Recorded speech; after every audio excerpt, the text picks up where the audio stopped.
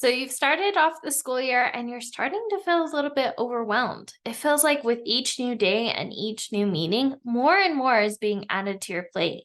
You have no time during the day to get everything done, so you're starting to bring work home and you're working late into every evening and, dare I say, even into the weekends. You secretly feel frustrated and guilty that you're spending so much time on your job that you're not spending time with your family or friends or pursuing those hobbies that you used to love. You finally reach that point where you're thinking enough is enough and you just can't take it anymore. So now you are researching and seeking out advice online, secretly hoping that this isn't how your first year of teaching has to go. If this is you, then you are exactly where you need to be because today we are going to be talking about what steps you should take if you are ready to beat teacher overwhelm once and for all. So, with that being said, let's dive in.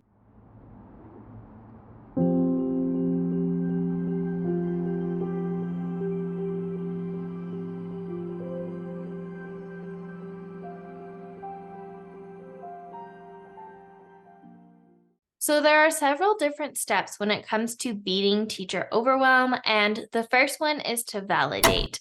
By validating, I mean that validating your feelings are valid, but also that it is possible for you to have a year where you're not feeling overwhelmed constantly. You see, teachers often put pressure on themselves to be perfect all the time, but the truth is, it's okay to feel overwhelmed. In fact, you're just like the rest of us.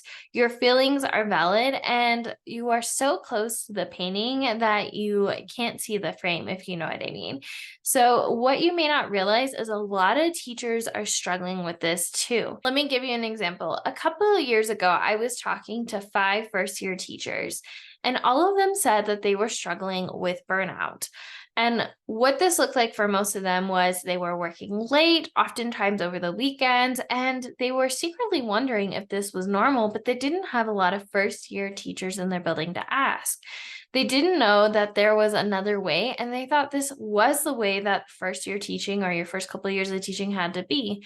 And it honestly, this story reminds me of my personal story. You see, 6 years ago, when I started teaching, I was so excited to get started. I wanted to be a teacher since I was 6 years old, and I graduated with my master's in ed when I was 21. And I set out across the United States to settle down and start my first teaching career in a small town in New Mexico. You see, there was just one problem. That October, I realized that I was looking around, I still remember I was looking around my classroom and thinking to myself, this wasn't what teaching was supposed to be. I had never thought that this was how it was supposed to be or that it was going to be this hard. I went through all this work to get my degree, and little did I know that all the work I had to do once I actually got my degree was almost double the amount of work I had to do in college to get there in the first place. You see, I was the first car there, and oftentimes I was the last car to leave. And I finally had this dead moment at graduation. You've probably heard this story before if you've been around my channel a lot, but I was watching my little kindergartners graduate during their kindergarten graduation at the end of my first year of teaching. And I remember them walking across the gymnasium with their diplomas in a hand, and I started to tear up.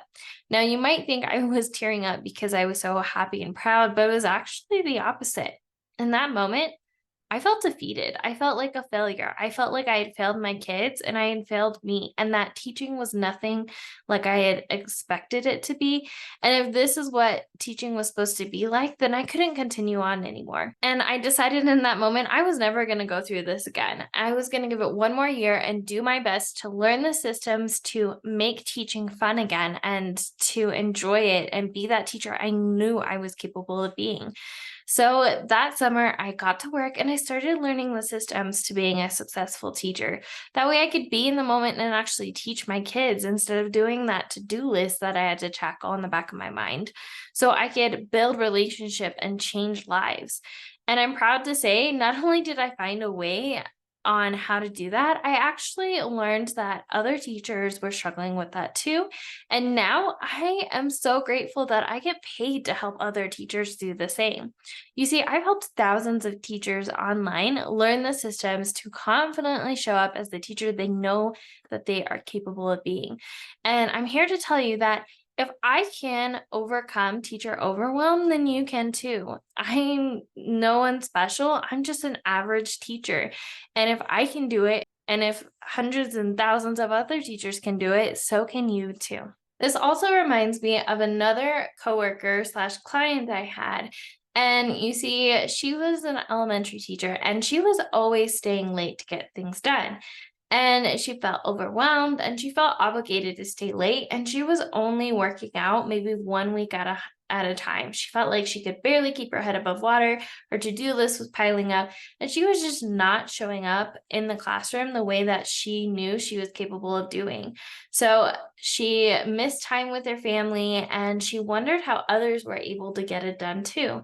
That's when we started working together. And now she's leaving on time every day. She doesn't have to stay late unless she wants to. And she has all the major stuff done, like lesson planning, collecting data, grading, all those things before the upcoming week. Now she has the next week planned out in advance and she doesn't have to stay late. In fact, she's spending time with her family, going to concerts, and just enjoying life outside of teaching while still showing up and knowing she's making an impact every single day. And if she can do it, so can you. The point is, surround yourself with stories of people who have accomplished it. If they can do it, so can you. And whenever you feel yourself starting to feel overwhelmed, start looking for those stories of other teachers who have made it possible to enjoy this profession without feeling overwhelmed. Also, don't forget to validate your feelings that it's okay to feel upset. It's okay to feel frustrated and overwhelmed. Take some space to honor and validate those feelings without judgment. And remember that your feelings are valid and don't forget to honor them. The second thing you're going to want to do once you've taken some time to validate your feelings and surround yourself with other teachers who have overcome teacher overwhelm, the next thing you're going to want to do is you're going to want to get clear on your values. Now, your values are like your North Star that guide you to becoming that teacher you secretly know you are capable of being. These values can be things that you do agree with other teachers, and oftentimes the opposite of what you don't agree with other teachers. So, in order to figure out your values, some things you can do is think of some stories or some teachers that you admire. What did you like about them? Oftentimes, what we see in others are things that we want to see in ourselves. So, if you like that about someone, oftentimes it's something you want to have as a characteristic of yourself. So, this could be teachers who are super engaging, teachers who are super authentic, stuff like that. But think of different teachers or mentors in your life that you really liked and respected, and think of what values they might have. Another way to figure out your values is to think of stories or teachers who did things that you didn't necessarily agree with, whether that was yelling at their kids, working crazy amount of hours, whatever it is, think of what the opposite of that would be. So, for example, if I had a teacher who was constantly yelling at our kids, an opposite value I might have is to be calm and collected. And that is actually one of my values is you take stories from other teachers or things that you didn't necessarily agree with and you make them your own and make them some of your values. In general, I highly recommend creating anywhere from 3 to 5 values because you don't want to forget these, and these are going to be something that you consistently strive for. So, an example of some values could be being present or in the moment, authentic, calm, and engaging. Use these values to help guide you into becoming that teacher you know you are capable of being. Now, you might be wondering, why on earth is this important? Well, here's the hard truth. Sometimes some things that you do aren't going to align with your values. And what you want to do is save time by working on those things that are going to get you closer to being that teacher you are capable of being. So ask yourself as you do things in your classroom, as you are going throughout your day, ask yourself, does this align with my values or is this aligning with society's values? Does this get me closer to being the teacher I want to be? Or do I feel obligated to do this because everyone else does? And cut those out immediately, because at the end of the day, what's most important is being the teacher you know you are capable of being instead of being the teacher that everyone else wants you to be. The third step after you've come up with your values to beating teacher overwhelm is to be aware and have a general awareness. So you don't know there's a problem until you are aware of it. That goes with this too. So as you move throughout your day without judgment, go throughout your day and take inventory of what is overwhelming you. For example, let's say you spend hours after school prepping that cute activity that's only going to take 15 minutes for your students to do, that's not aligned with your values, but everyone else is doing it. Ask yourself, does this align with my values? Is this getting me closer to being the teacher I want to be, or is this getting me closer to the teacher that everyone else wants me to be? Is this something I can leave out, or is it something I need to keep to get me closer to being that teacher I want to become in the future? So use this strategy to help you become closer, and use your values to get closer to being that teacher you know you are striving to become. The next step after you have an awareness of what's overwhelming you, and I recommend making a list in general of what the things that are overwhelming you that you can cut out or keep. One thing that'll help you do that is this next step, number 4, which is a time audit. And I recommend doing this for an entire week. So in order to do this, take inventory of what tasks you are doing throughout the week and how long it is taking you. Things to audit that I highly recommend auditing are lesson planning, prepping, grading, communication with families, admin and coworkers, printing out resources, gathering resources. Take some time to go throughout your week and log how many minutes you're using a week to get those tasks done. Figure out what you're spending most of your time on. If you want a done for you time audit that you can just plug and play and go, I want to invite you to go download the free Prep Like a Pro, a first year teacher guide, which walks you through step by step how to manage your time inside and out of your prep. And it also includes a time audit, like I mentioned, that you can just plug in and go. So you can go to thepresentteacher.com/time, or you can go to the link below in the description to download it now. But essentially, it takes some time to go through your time audit and audit your time. How much time are you spending on things? And that you might quickly discover some patterns of why you're feeling overwhelmed. Maybe you're spending a lot of time on things that don't really matter, or you're not really focusing on the right things. All of this leads up to step number 5, which is a reflection. After you've done your time audit, the next step is to figure out what's working and what's not. A common saying I love, which is do more of what works, do less of what doesn't. Ask yourself, what areas am I spending the most time on? Which items am I spending the least amount of time on? What system should I focus on to being more efficient? Now, one thing as a coach for first year teachers that I have found is, in general, there are about 6 systems that every teacher has in their career that I created an actual framework called the Thriving Teacher Framework around. And here are some different systems, those 6 systems that generally most teachers have. And that includes classroom management, communication, classroom organization, data planning, and teacher wellness. Now, these 6 systems are things that you might notice in your time audit that you need to either spend more time on, or less time on, or maybe you just need to make them more efficient. But ask yourself, which of these systems are you spending the most time on and that you want to make more efficient, meaning quicker to get done in less amount of time? With that being said, a little disclaimer, you might fall into the trap of trying to fix everything at once. That's a big mistake a lot of teachers make. Instead, focus on one of these systems at a time and make it better and stronger. Once you build out one system, you can then move on to the next. So for example, in my time audit, if I notice that I'm spending anywhere from 6 to 8 hours a week lesson planning for the upcoming week, I'm going to really focus on the next month on getting faster and more efficient on lesson planning and creating that system. So then I can build off of it and maybe even get 2 to 3 weeks out on my lesson planning in the same amount of time, because the more you practice and work on something, the better you will become at it. If you want to learn more about how to create these systems so they are on autopilot and you don't have to think about them, and you can have an easier time in the classroom without feeling overwhelmed, I want to invite you, with your permission, to come join us inside the Ready, Set, Prep, a 3 free-day challenge for new teachers. And inside this challenge, I walk you through how to maximize your work prep confidently to get more done in a shorter amount of time.